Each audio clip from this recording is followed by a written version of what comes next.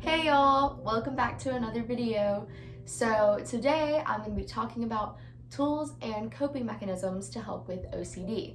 Last week I talked about anxiety and ways to help with that, and so today I'm going to be talking about OCD. Disclaimer, once again, I am not a therapist or a professional of any sort. This is just from personal experience and things that have helped me personally. It has nothing to do with anyone else. So it started with a routine for me. This is where it kind of stemmed from. It's not, having a routine is not a bad thing, but that's just kind of where it started. Like, I always had to have a routine.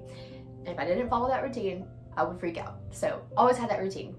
Then I was always cleaning, and I just was obsessed with cleaning. Like, if I wasn't cleaning, I was not satisfied. So I always had to have a routine, and I was always cleaning. Then I started noticing that I would have really intrusive thoughts, like really random things, and I'd just be like, oh, there'd be like a cup of water sitting next to me, and I'm like, I need to pour this out right now, like on the floor. And if I don't, something bad's gonna happen.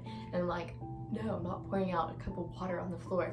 But I would get that this really super sick feeling, because I didn't pour out the cup of water on the floor. Like, it was just super random stuff. It slowly started getting more serious, and that's where I started seeing it in my diet. I got very, very, very strict over my diet, which I'm really not anymore because it's not healthy. But I got to a point where I had to control, because I had to control what I was eating, because I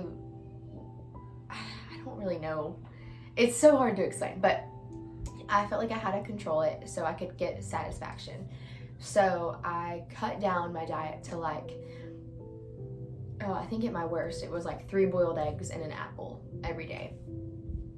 So not healthy, and it was only making my anxiety worse, so don't recommend at all. But at my worst, that is kind of what happened. That's when I brought it up to my therapist, and he gave me a bunch of tools to help with that. So I am now going to share those with y'all. All right, so the first one is don't let them rule you.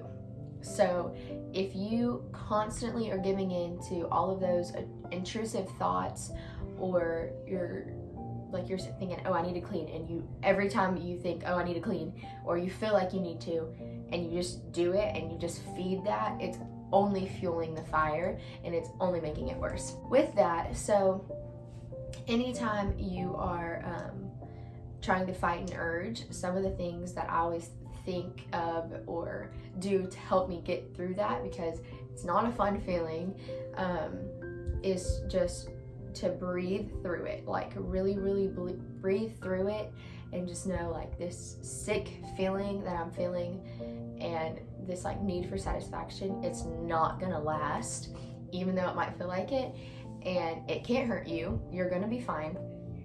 And just know that it's not gonna last. Okay, so the next thing that really helps me is, for every negative thought, think a positive one. I know it sounds really cliche, stupid, whatever, but it really does help. So say you're in the middle of fighting an urge, and you're like, I just feel so unsatisfied because I'm not cleaning, or I'm not, I don't know, whatever, I'm not planning this certain event or whatever. You're not giving into those OCD type thoughts, so you feel really unsatisfied. And if you just keep feeding on the fact that you're really unsatisfied, and you feel really sick to your stomach, and you hate not being in control, think something that you are satisfied with. So, okay, well, I'm not happy about this, but I am satisfied because today I got everything done that I needed to get done, or all of my homework is finished 2 days before it's needs to be. So just think about the things that are good, and the things that are positive, and the things that you are satisfied with, instead of the opposite.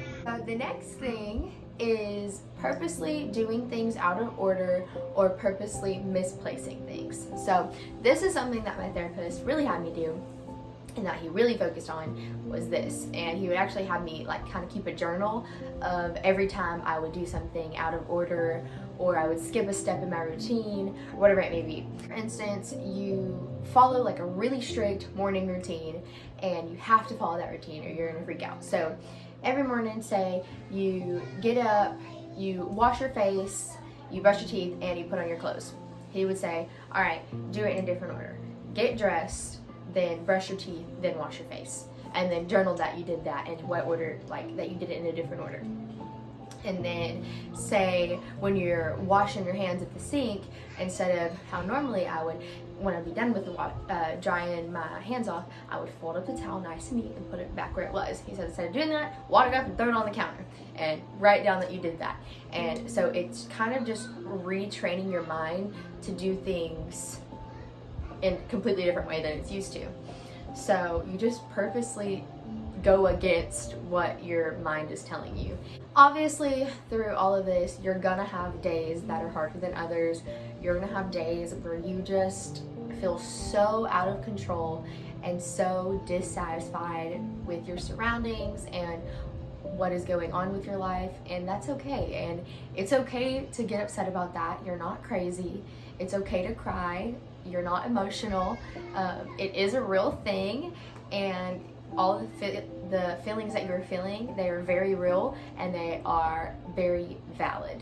All right, that's it. I know there wasn't really a ton of stuff and nothing was too specific, but I hope something can help. I hope you get at least one thing from this video. Thank you so much for watching once again. I'm really loving making these videos. So if you have any more suggestions or video ideas or whatever it may be, please let me know. Thank y'all. Have a great day.